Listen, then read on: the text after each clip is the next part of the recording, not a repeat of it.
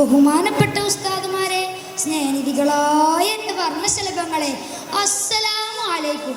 ഞാൻ നിങ്ങളോടൊരു കൊച്ചു കഥ പറയാം. ശ്രദ്ധിച്ച് കേൾക്കുമല്ലോ. വിസ്മയിപ്പിച്ച വിരുന്ന് സൽക്കാരം. ഇതാണ് എൻ്റെ കഥയുടെ പേര്. വിശപ്പ്, കൊടും വിശപ്പ്. അതിശക്തമായ വിശപ്പ് സഹിച്ച് യുദ്ധമുഖത്തവർ കിടന്നു കയറുകയാണ്. ഈ രംഗം കണ്ട് ജാബിർദാൻ ഒട്ടും സഹിച്ചില്ല. ജാബിർദാൻ എന്ത് ചെയ്തെന്ന കൂട്ടുകാരെ, വേഗം ഒരാട്ടിൻകുട്ടിയെയും അല്പം ഗോതമ്പും സംഘടിപ്പിച്ച് തൻ്റെ വീട്ടിലേക്ക് മടങ്ങി. ഭാര്യയെ സുഹൈലാബിയെ വിളിച്ചു. സുഹൈല, ഓ സുഹൈല.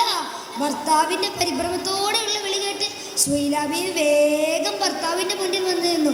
നബി സല്ലല്ലാഹു അലൈഹി വസല്ലം വിശക്കുന്നു, നീ വേഗം പോയി ഭക്ഷണം ഉണ്ടാക്കും. ജാബിർദാൻ കത്തി കുറിച്ചയാക്കി ആടിനെ അറുത്തു. അതിവേഗം തിരുനബിയെ ക്ഷണിക്കാൻ അവിടുത്തെ ചാരത്തേക്ക് നീങ്ങി. പിന്നെ വീട്ടിൽ സംഭവിച്ചതെന്ന് ജാബിർദാൻ അറിഞ്ഞില്ല. എന്താ സംഭവിച്ചതെന്ന് കൂട്ടുകാരെ, ജാബിർദാൻ ആടിനെ അറുത്ത രംഗം തൻ്റെ 2ഉം 4ഉം വയസ്സുള്ള പിഞ്ചു മക്കൾ നോക്കിക്കണ്ടിരുന്നു. മൂത്തവൻ അനിയനോട് ചോദിച്ചു, അനിയ, ഉപ്പ ആടിനെ അറുത്തതുപോലെ ഞാൻ ഇന്ന് അറുത്തോട്ടെ? എന്താണ് അറവെന്നും എന്താണ് മരണമെന്നും ഒന്നും നിശ്ചയമില്ലായിരുന്നു. കുഞ്ഞു മക്കളാണല്ലോ അവർ. അങ്ങനെ മൂത്തവൻ അനിയനെ മലർത്തി കിടത്തി അറുക്കുകയാണ്. തൻ്റെ പിഞ്ചു കഴുത്തിൽ നിന്ന് നക്ഷത്രപ്പൂക്കൾ പോലെ രക്തം ചാലിട്ടൊഴുകി. പേശികൾ വലിഞ്ഞു മുറുകി. അടയാൻ പോകുന്ന കണ്ണുകൾ ഇക്കാക്കയെ ദയനീയമായി നോക്കി. എന്ത് ചെയ്യണമെന്നറിയാതെ മൂത്തവൻ തിടുക്കത്തിൽ അവിടെ ഓടുന്നു. ഓടുന്നതിനിടയിൽ മറ്റൊന്നും കൂടെ സംഭവിച്ചു. കത്തിയുടെ മുകളിലേക്ക് തെന്നി വീണു. ഇന്നാലില്ല, ജ്യേഷ്ഠനും ഈ ലോകത്തോട് ഇവിടെ പറയുകയാണ്. മരണത്തിൻ്റെ ഇരുൾ നിറഞ്ഞ പാതയിലേക്ക് ഒരു വീട്ടിലെ 2 മക്കൾ, അതും ഒരേ സമയം താങ്ങാൻ കഴിയുമോ ഇത്? സുഹൈലാബി റളിയല്ലാഹു അൻഹ, സ്നേഹിയായ ഉമ്മ, എങ്ങനെ ഇത് താങ്ങും? ഇല്ല, ഈ ലോകത്ത് ഒരു ഉമ്മക്കും ഇത് താങ്ങാൻ കഴിയില്ല.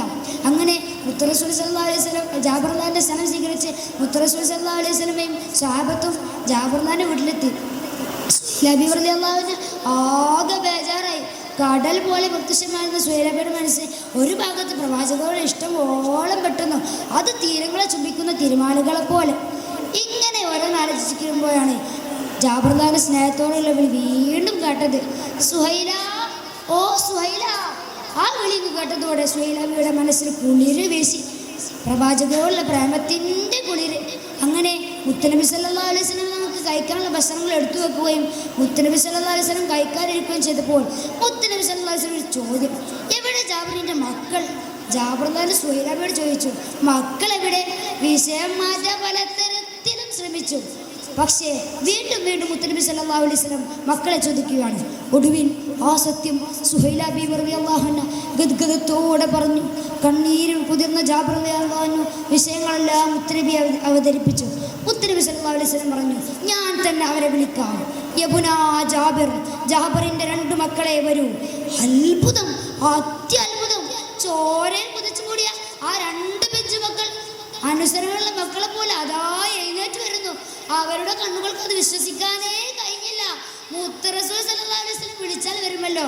അങ്ങനെ ആ വിസ്മയം തീർത്ത വിരുന്ന് സൽക്കാരത്തിന് ജാബിർദാന്റെ വീട് സാക്ഷിയായി. കൂട്ടുകാരെ, ആരംഭപ്പോഴുള്ള അതിരുകളില്ലാത്ത സ്നേഹം നമുക്കെല്ലാവർക്കും വായിച്ചെടുക്കാമല്ലോ.